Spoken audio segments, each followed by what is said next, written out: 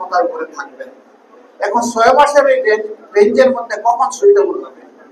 2টা মাস সকল বিবেচনায় সুইটেবল হতে পারে। যেহেতু কিছু সংস্কারের প্রশ্ন জড়িত রয়েছে, একটু সময় লাগবে। এই জন্য ডিসেম্বরের ভিতরে এটা হতেও পারে, নাও হতে পারে, এখানে 50-50 চান্স। মার্চ মাসে রোজা ফেব্রুয়ারি থেকে শুরু হয়ে যাবে রোজা। এই জন্য আমরা বলেছি যে ফেব্রুয়ারির মাঝামাঝি ইলেকশন হলে ভালো।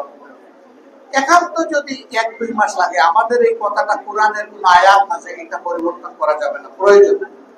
তাহলে বৃষ্টি, বাদল, বন্যা অনেক কিছু থাকে, তখন জাতি তাদের নিজের সেফটির জন্য পেরেশান হয়ে যায়। এছাড়া হজের একটা ব্যাপার স্যাপার আছে, এইসব মিলে এই সময়ের ভিতরে হলেই ভালো। আপনারা সবাই ভালো থাকুন, আর অনেক কথা হবে, আর সব কথা আপনাদের মাধ্যমে জানতে পারবেন। 5 আগস্টের পরবর্তীতে অনেক দেশে অনেক আমরা দেখছি অনেকেই কারাগারে মুক্তি পেয়েছে।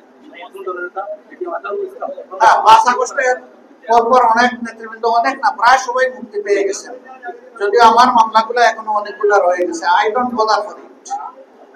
তবে একজন চরম মুসলিম নেতা এটিএম আজহারুল ইসলাম, তিনি এখনো মুক্তি পাননি। তিনি কবে মুক্তি পাবেন? আগামী 6 তারিখ পূর্ণ বেঞ্চে সুপ্রিম কোর্টের তার শুনানি রয়েছে, আপনারা দোয়া করেন। আমরা মনে করি একদিনই যদি আন্তরিকতার সাথে শুনানি হয়, তাহলে এই মজলুম ন্যায় বিচার পাবেন এবং সেই দিনই মুক্তির রায় তিনি পেতে পারবেন। আপনারা দোয়া করেন। জামাতের নিবন্ধন ফিরে পেতে কতক্ষণ লাগবে? জামাত নিবন্ধন না পেলে নির্বাচনে যেতে পারবে কিনা? না পেলে কেন?